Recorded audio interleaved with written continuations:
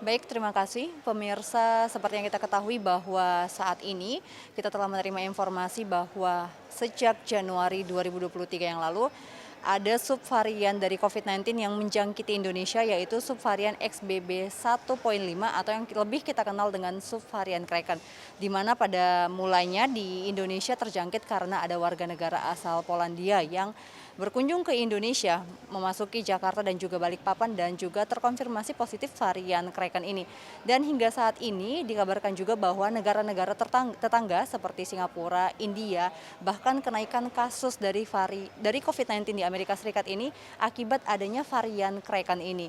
Dan saat ini untuk berdiskusi terkait dengan ada varian baru dari COVID-19 ini telah bersama dengan kami Ibu Irma Suryani dari fraksi Nasdem. Ibu, terima kasih atas waktunya.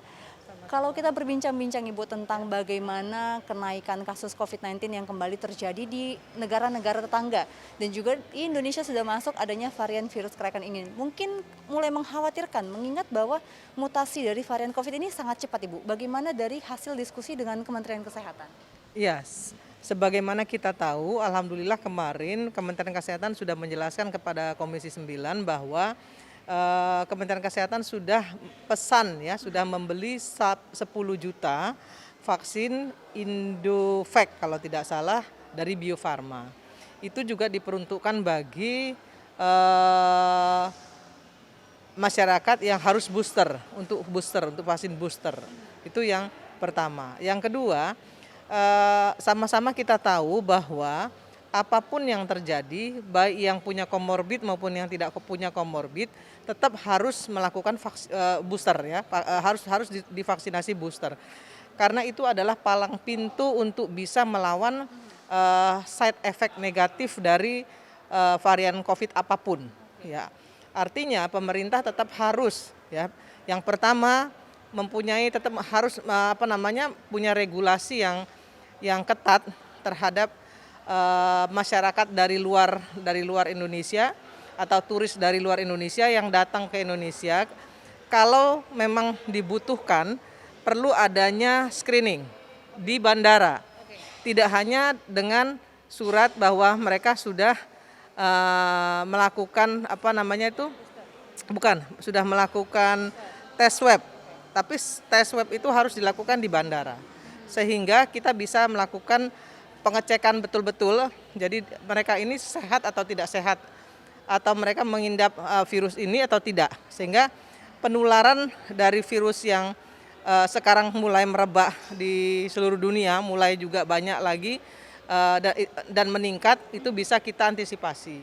Nah, yang paling penting dari semua adalah masyarakat harus tetap menjaga 3M. Jangan lengah, karena memang virus ini masih ada. Ya, walaupun yang sudah vaksin 1 dan 2 itu kalau kena virus ini sudah efek negatifnya itu sudah tidak terlalu berat seperti kalau yang belum divaksin, tapi tetap saja bagi yang memiliki komorbid maka side effect-nya akan long term, akan jangka panjang, dan itulah yang memang harus kita jaga. Karena lebih baik kita melakukan preventif daripada mengobati ya, kita harus melakukan itu.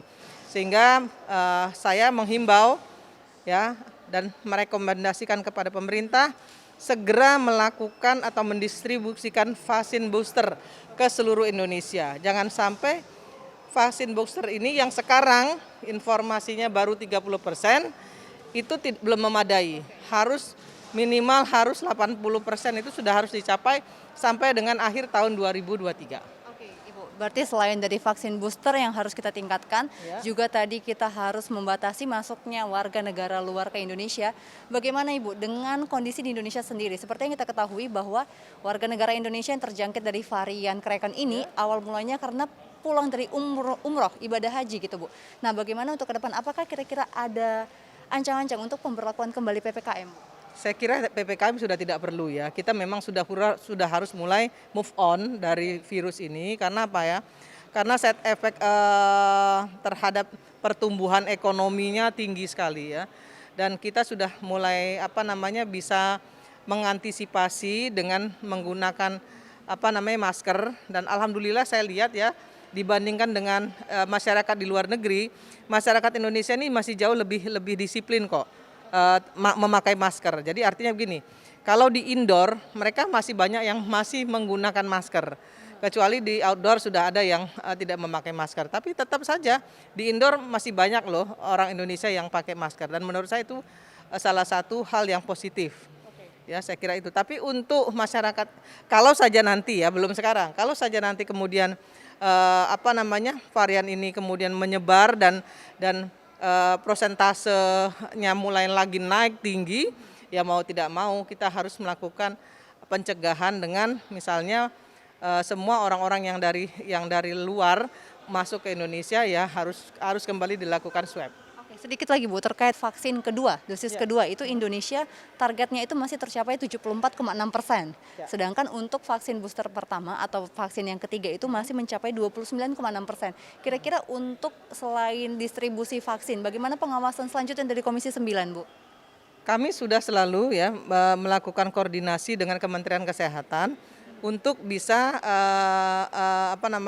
melakukan pengawasan, karena kami juga mewakili dari berbagai wilayah ya di dapil kita masing-masing, maka kita tahu sudah berapa persen sebenarnya ya, di satu daerah itu terdistribusikan vaksin kedua dan berapa persen vaksin ketiga atau booster. Nah, untuk itulah kemudian kita memberikan rekomendasi kepada Kementerian Kesehatan untuk segera mungkin pendistribusian vaksin booster ke seluruh wilayah Indonesia itu disegerakan, karena itu menjadi satu hal yang sangat penting bagi bangsa kita untuk bisa keluar dari COVID-19 ini. Oke, berarti himbauan juga kepada masyarakat untuk mengikuti vaksin booster yang kedua tentunya ya Ibu ya. Pasti, karena Oke. itu penting sekali. Baik Ibu, terima kasih banyak atas waktunya Ibu Irma Suryani. Dan pemirsa, demikian hasil bincang-bincang kami dengan Ibu Irma Suryani selaku anggota Komisi 9 DPR RI dari fraksi Nasdem. Dan saya Elisa Purba melaporkan langsung untuk TVR Parlemen, kembali ke studio.